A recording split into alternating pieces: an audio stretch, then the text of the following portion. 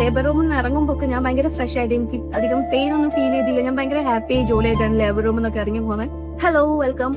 കുറെ ആൾക്കാർ എന്റെ എപ്പിഡ്യൂറലിന്റെ എക്സ്പീരിയൻസ് ഞാൻ ഷെയർ ചെയ്തപ്പോൾ കുറെ ആൾക്കാർ എന്നോട് ചെയ്യാൻ വന്ന് ചോദിച്ച് എങ്ങനെയാണ് ഈ ഇഞ്ചക്ഷൻ ചെയ്യുമ്പം പെയിൻ ഉണ്ടാവോ, ഈ ഇഞ്ചക്ഷൻ ചെയ്താൽ എത്ര ടൈം ഇതിന്റെ ഒരു ഡോസ് ഫീൽ ചെയ്യും, പിന്നെ എപ്പോഴും നമുക്ക് പെയിൻ സ്റ്റാർട്ട് ചെയ്യല്, പിന്നെ അതുപോലെ നമ്മള് എപ്പിസോഡ് സ്റ്റിച്ച് ഇടുമ്പോൾ പെയിൻ ഉണ്ടാവോ, പിന്നെ വലിയ സിറിഞ്ചാന്ന് പറഞ്ഞു അപ്പൊ അത് ഇഞ്ചക്ട് ചെയ്യുമ്പോൾ പെയിൻ ഉണ്ടാവോ, ഇങ്ങനെയാണ് അങ്ങനെ ഒരുപാട് ഡൗട്ട്. പിന്നെ എത്രയാണ് പ്രൈസ് ആയത്, അതും കൂടെ ഒക്കെ ഒന്ന് പറഞ്ഞു തരുമോ ചോദിച്ചിട്ട്.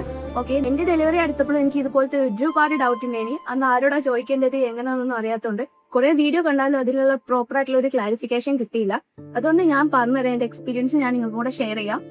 ഞാൻ ഒരിക്കലും എപ്പിഡ്യൂറൽ എടുക്കൂലെന്ന്, കാരണം എല്ലാവരും ഇങ്ങനെ പറഞ്ഞ് പുഷ് ചെയ്യാൻ പറ്റില്ല, പല പല കൺഫ്യൂഷൻസ് ആയി നിന്നു. അപ്പൊ ഞാൻ ഒരിക്കലും എപ്പിഡ്യൂറൽ എടുക്കൂല, നോർമൽ അല്ലാണ്ട് തന്നെ പെട്ടെന്ന് കഴിഞ്ഞാൽ മതിയെന്ന് വിചാരിച്ചിട്ടാണ് ലേബർ റൂം കയറിയത്. ലേബർ റൂം കയറിയപ്പം എനിക്ക് പെട്ടെന്ന് ഭയങ്കര പെയിൻ വന്നു, പെയിൻ ഇൻഡ്യൂസ് ചെയ്തപ്പം ഭയങ്കരമായിട്ട് പെയിൻ വന്നു. അതുകൊണ്ട് പിന്നെ എനിക്ക് സഹിക്കാൻ പറ്റാണ്ടായപ്പോൾ ഞാൻ പറഞ്ഞു എനിക്ക് എപ്പിഡ്യൂറൽ വേണമെന്ന് പറഞ്ഞു.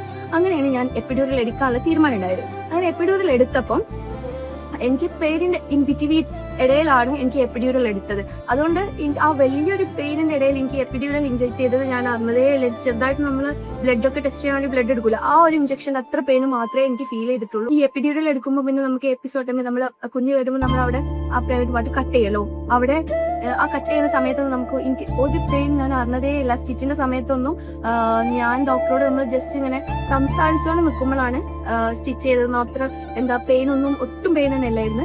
പിന്നെ ഞാൻ ലേബർ റൂമിൽ നിന്ന് ഇറങ്ങുമ്പോൾ ഞാൻ ഭയങ്കര ഫ്രഷ് ആയിട്ട് എനിക്ക് അധികം പെയിൻ ഒന്നും ഫീൽ ചെയ്തില്ല. ഞാൻ ഭയങ്കര ഹാപ്പി ജോലി ആയിട്ടാണ് ലേബർ റൂമിൽ നിന്നൊക്കെ ഇറങ്ങി. കുറെ ആൾക്കാർ എന്നോട് ചോദിച്ച് എത്രയാണ് ഈ എപ്പിഡ്യൂറലിന് നിങ്ങൾക്ക് ഇത്രയാണ് പ്രൈസ് വന്നതെന്ന്. ഇത് എനിക്ക് ഏകദേശം ഒരു 12K ആണ് ആ ഒരു ഇഞ്ചക്ഷൻ മാത്രമായിട്ട് വന്നത്. പിന്നെ ഇത് ഓരോ ഹോസ്പിറ്റൽ ഡിപ്പെൻഡ് ചെയ്ത് നിൽക്കും എത്രയാണ് പ്രൈസ് പറയുന്നത്. ചിലർക്ക് 10K ആണ്, ചിലർക്ക് 12K ആണ്, അങ്ങനെ പല പല ഡിപ്പെൻസ് ആണ്. എനിക്ക് 12K ആണ്. അങ്ങനെ ഏകദേശം നിങ്ങളുടെ ഡൗട്ടൊക്കെ ക്ലിയർ ആയെന്ന് ഞാൻ വിചാരിക്കുന്നുണ്ട്. അപ്പൊ ഇതാണ് എന്റെ ഒരു എക്സ്പീരിയൻസ്. അപ്പൊ okay, thank you for watching, by.